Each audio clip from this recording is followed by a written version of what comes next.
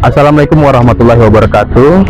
Pemirsa Tarakan TV dimanapun Anda berada, berjumpa lagi dengan saya Rangga Kozazi di program TV Serba Serbi episode 7, dimana kali ini Serba Serbi mendapatkan kesempatan yang sangat-sangat bagus sekali. Kita diberi kesempatan untuk mengenal salah satu usaha food and beverage atau UMKM di sektor makanan, yaitu Oni Food. Belum lama juga buka warung makan ini, tapi kita sudah diberi kesempatan bagaimana mengenal makanan-makanan khas Korea khususnya di kota Paguntaka. Bagaimana ceritanya? Ikuti saya selanjutnya.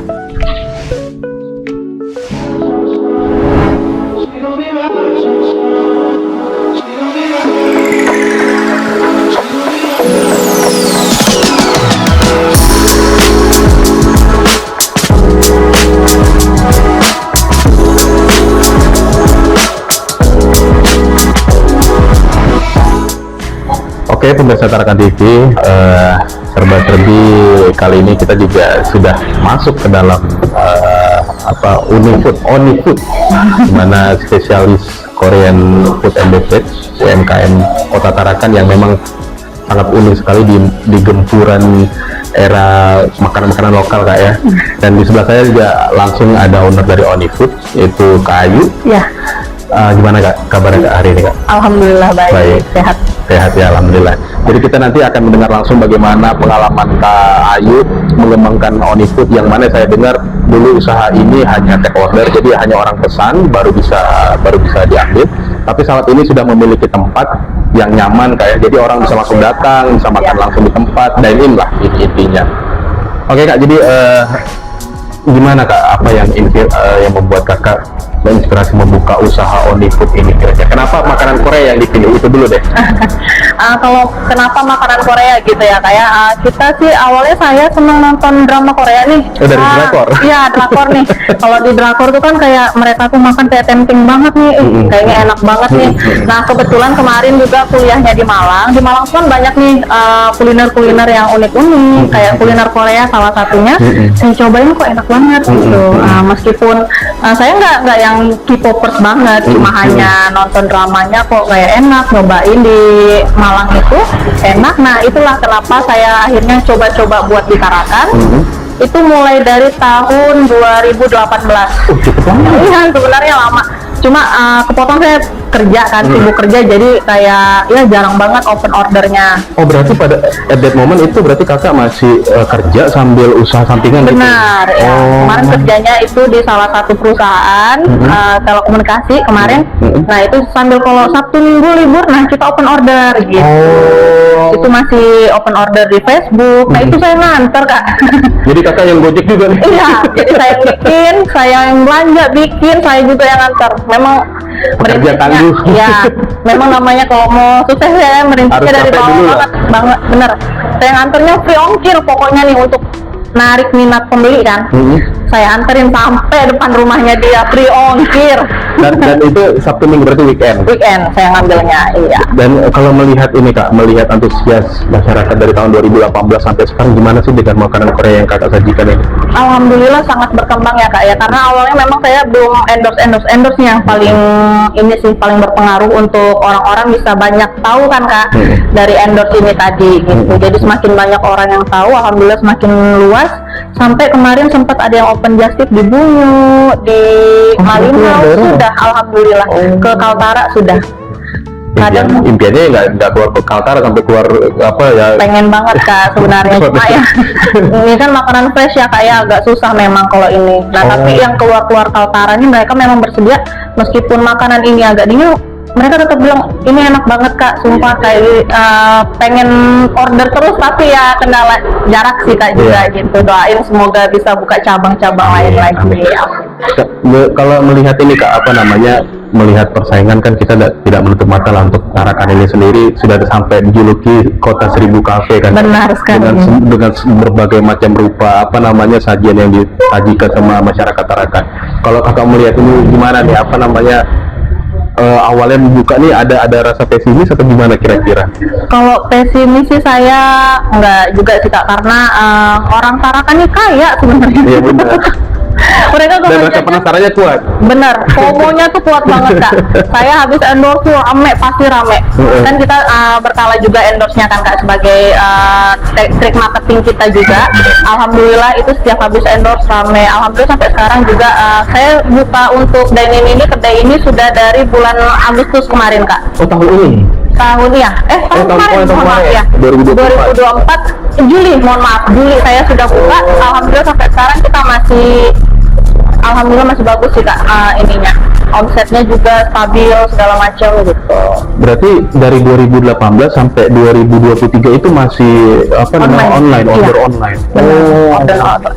Untuk 2018 sampai 2020 itu masih online yang ya paling omsetnya masih berapa gitu Pak. Nah, setelah saya mulai endorse kemarin, ada salah satu influencer Tarakan yang benar-benar inilah Kak, berpengaruh sekali. Itu meledak Kak, sampai viral kemana-mana gitu.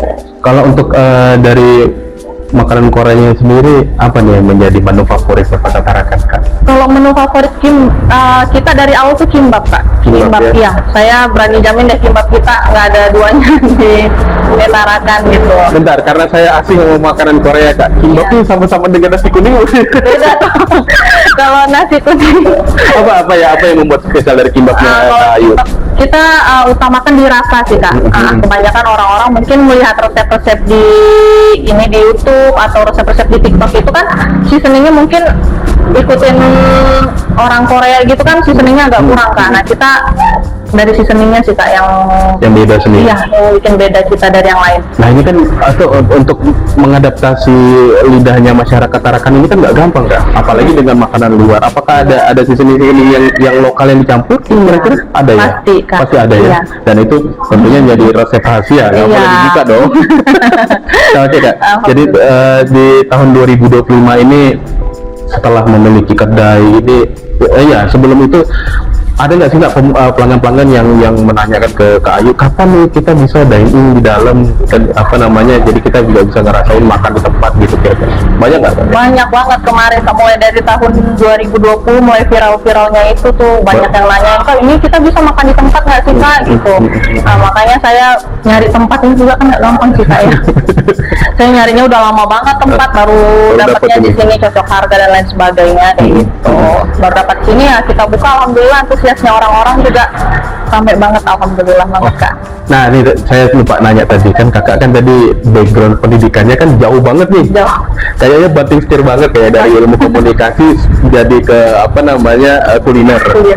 Kenapa Kak? Kenapa? Apa yang bikin Kakak terinspirasi untuk membuka usaha kuliner? Kan padahal Kakak bisa aja ke stasiun TV atau ke radio atau ke kantor-kantor lah ibaratnya. Sudah sih Kak, kemarin saya ada pengalaman kerja sekitar 3 tahun lebih, udah di kantor-kantor gitu, di bank, di telekomunikasi juga. Setelah itu punya anak. Ini kita yang bikin ibu-ibu nih pasti jadi bimbang banget kan, mau lanjut kerja, anaknya mau dititipin ke siapa gitu kan, mau pakai babysitter juga kayak ya, akhirnya saya milih untuk memang passion juga Kak. Oke. Memang senang masak juga dari dulu, dari sekolah tuh emang senang masak. Otak dagang juga nih kebetulan.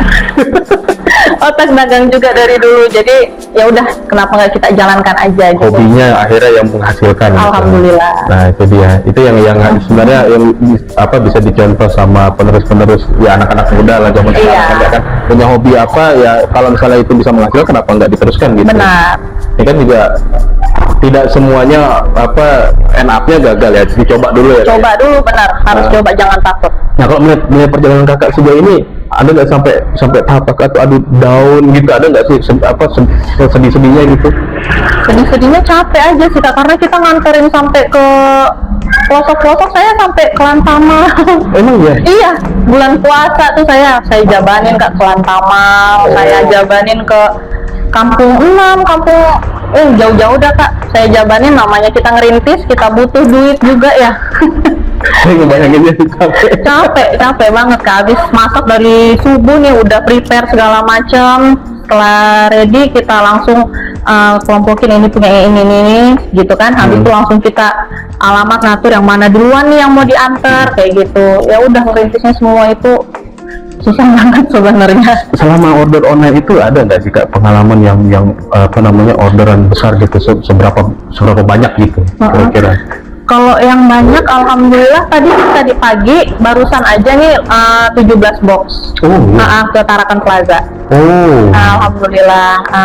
Ada juga yang sampai jutaan juga ada sebenarnya. Iya. Oh, berarti memang masyarakat Tarakan benar-benar ini ya, apa ya, antusias welcoming dengan apa namanya produk makanan yang Kakak ini ya. Alhamdulillah, menu-menunya alhamdulillah bisa diterima, cocok di lidahnya mereka juga. Ya alhamdulillah Kak, jadinya kita bisa bertahan. Nah ini juga yang menarik yang apa ya, saya juga belum pernah punya pengalaman di dunia apa namanya kuliner dan usaha gini lah.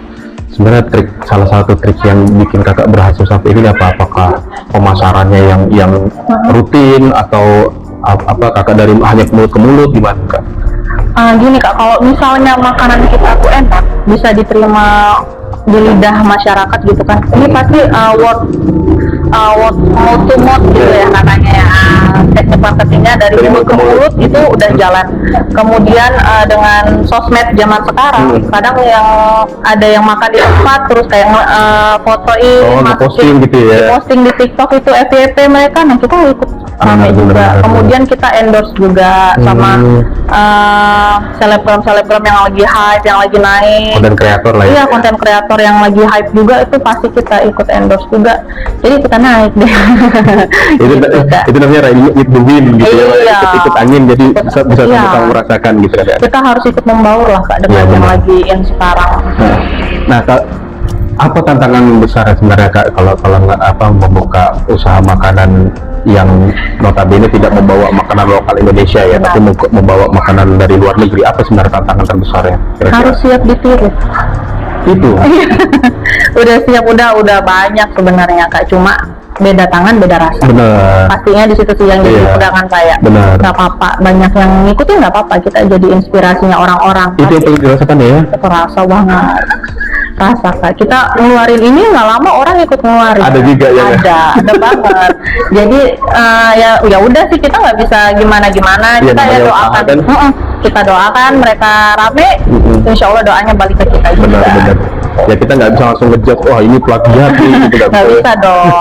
Nggak apa-apa, kita jadi inspirasinya banyak orang, ya semoga mendatangkan berkah juga buat kita. Iya, jadi ya udah biasa lah Kak yang kayak gitu. Nah kalau Kak, di Tarakan sendiri ada momen-momen tertentu nggak sih yang bikin orderan banyak, seperti kayak puasa kah atau lebaran kah itunya order, atau memang pada hari itu sama banyak gitu? Fun fact-nya ini, waktu bulan puasa kita omset turun. Oh iya? Karena jam buka saya ubah Kak. Kita nggak bisa buka dari jam 11 sampai jam 6 atau jam 7 malam kan, karena orang puasa gitu kan. Saya bukanya jam 3 sampai jam 10 malam. Nah tapi omset turun. Karena yang jualan kan banyak Kak. Benar. Tapi mendekati lebaran, wah ramenya luar biasa. Itu langsung melonjak lagi. Ya mungkin mendekati lebaran itu sampai orang, Kak tolong Bapak buka lagi, tolong Bapak buka lagi sehari. Sampai ada yang minta. Iya, karena saya di bulan puasa lebaran itu saya hampers juga Kak. Oh iya. Waduh, ini memang benar-benar otak bisnisnya jalan ini.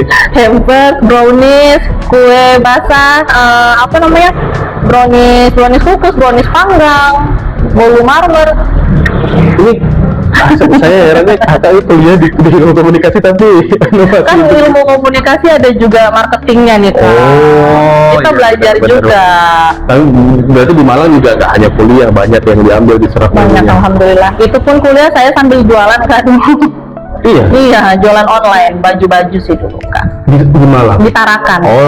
Jadi saya order dari Malang, di Tarakan orang tua nih yang ngurusin itu, yang ambil ke rumah, yang pesan-pesan gitu. Berarti di Malang ya hanya butuh koneksinya saja. Benar sekali. Kak, ini apa namanya, saya kan juga masih asing dengan makanan Korea. Apa ya cara Kakak mengenalkan makanan Korea ke masyarakat Tarakan di awal-awal dulu 2018 gimana Kak? Awalnya yang doyan Korea nih, awalnya yang doyan Korea itu penasaran. Kerabat dekat kah atau? Iya, kerabat dekat.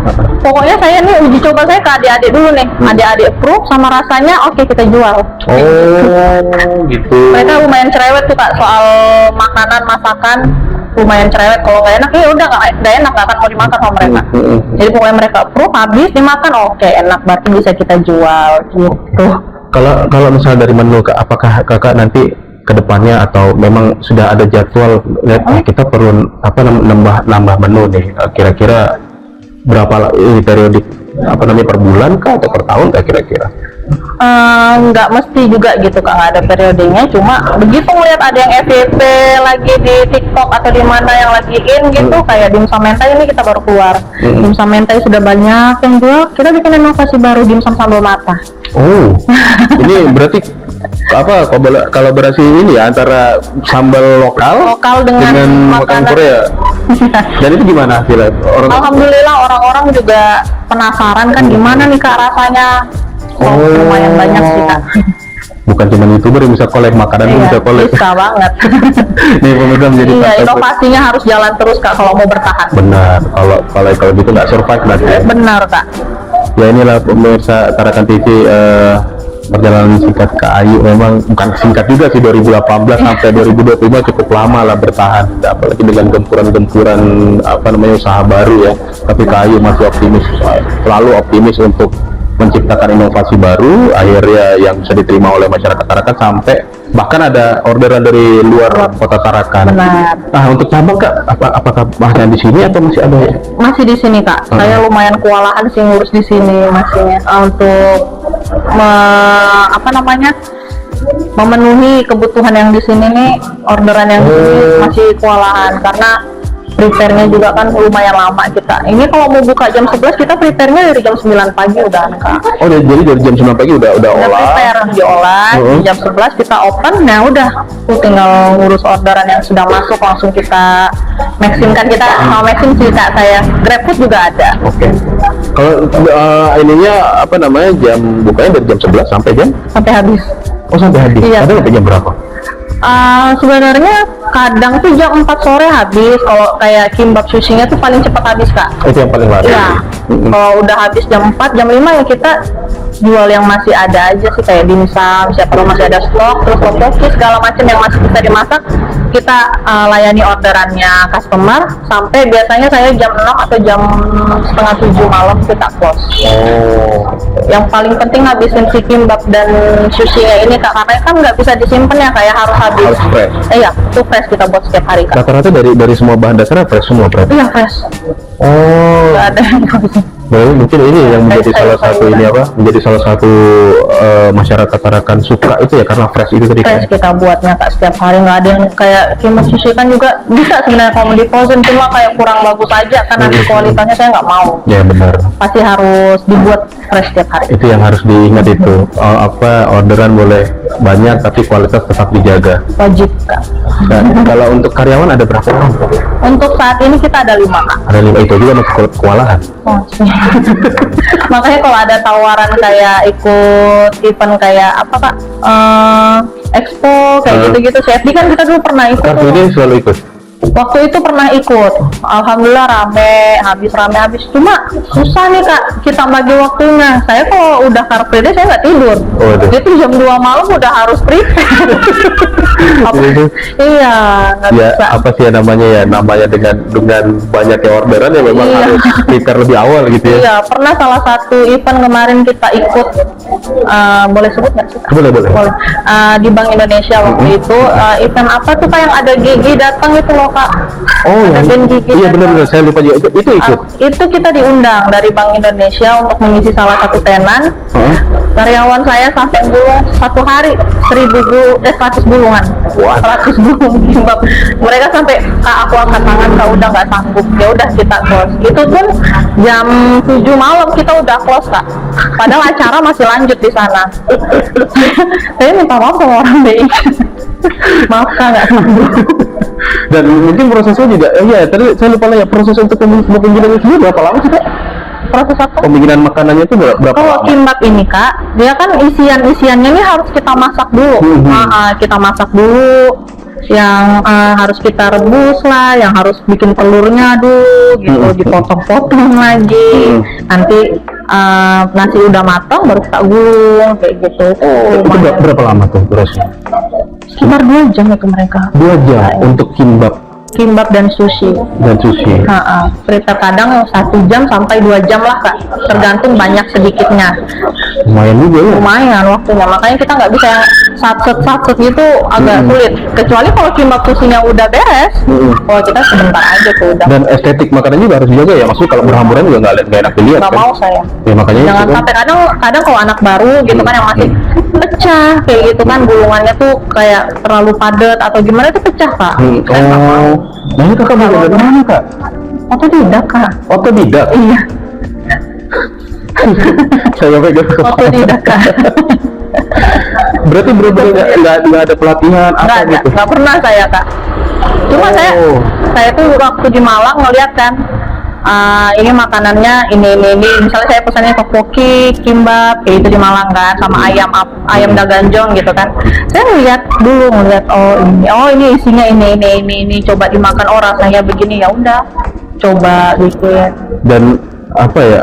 Misalnya masih nggak habis pikir kan, kok misalnya kalau untuk kuliner paling enggak kita punya basic kak ya. Paling enggak itu dulu deh. Dan yang untuk makanan lokal Indonesia juga kita paling enggak punya basic, apalagi makanan luar negeri yang kita nggak tahu sama sekali. Dan kakaknya otodidak. Luar biasa. Trial errornya juga lumayan tapi. Iya pastilah, apa ya, namanya juga orang usaha kan kak kan. Iya. Jadi kalau misalnya ini kak, apa namanya, nanti ada permintaan di luar buka cabang itu, kira-kira saya nggak sih kak? Insya Allah. Ada keinginan nggak sih sebenarnya? Pengen banget. Ini udah banyak permintaan kayak, kak buka dong di Berau, kak buka dong di Tanjung Selor, kak buka dong di Malinau, kayak gitu. Iya, doain ya. Saya baru bisa bilang kayak gitu, sedangkan cabang saya yang ini aja belum setahun loh kak. Iya benar. Belum setahun kita di sini. Ini aja saya ada juga niatan mau renov dulu tempatnya biar bisa lebih nyaman lagi. Kayak Mau diperbesar kah? Enggak, mau pasang AC. Oh, jadi biar lebih adem. Iya, biar adem, yang siang-siang kesini adem, nggak panas gitu Pak. Kakaknya juga kalau kerja kan keinget Malang, adem gitu. Adem banget Kak, makanya mau berguru lagi deh ke Malang. Kalau bisa ke Korea langsung ya. Amin ya Allah. Ya kak, jadi nanti kita boleh nggak sih kak ngelihat ke dalam untuk proses ininya? Mungkin sebentar aja kali, apa proses satu jenis aja yang menjadi menu favorit kali. Boleh untuk lihat kimbap kali ya? Iya boleh. Oke, pemirsa, mungkin itu tadi ceritanya Kak Ayu, bagaimana beliau berusaha, ya bisa dibilang berusaha seorang diri, karena ini juga otodidak, gak ada yang ngajarin, terus juga apa namanya, dengan gigihnya dari 2018 sampai 2025 masih bisa bertahan, yang tadinya nggak ada tempat sampai ada tempat, dan tadi permintaannya pengen ke Korea kan? Amin. Saya ikut. Boleh, ayo. Ya itu tadi apa namanya, bisa menjadi inspirasi apa kalangan pemuda yang ada di Kota Tarakan untuk mencontoh langkahnya Kak Ayu. Nggak mudah memang, tapi ya itulah dia namanya, kita usaha yang usaha bukan usahanya untuk bukan usaha yang orientasinya duit, tapi memang hobi, kesenangan, pengen ngelihat hasil hobinya dinikmati orang, ya inilah hasilnya kan. Kalau saya pikir juga duit itu bonus aja lah kak ya, maksudnya karena tadi kita hobi, kita suka gitu loh, apa berinovasi itu tadi. Kalau duit itu nomor sekian. Ya mungkin itu saja tadi perbincangan saya dengan Kak Ayu. Oke Kak Ayu, mungkin kita segmen selanjutnya bisa lihat ke dalam dapur deh. Boleh. Ngelihat salah satu menu favoritnya Kak Ayu lah, ada menu favorit yang ada di Oni Food. Siap Kak. Oke, pemirsa Tarakan TV jangan kemana-mana, tetap bersama saya Rangga Kosesi di program Serba Serbi.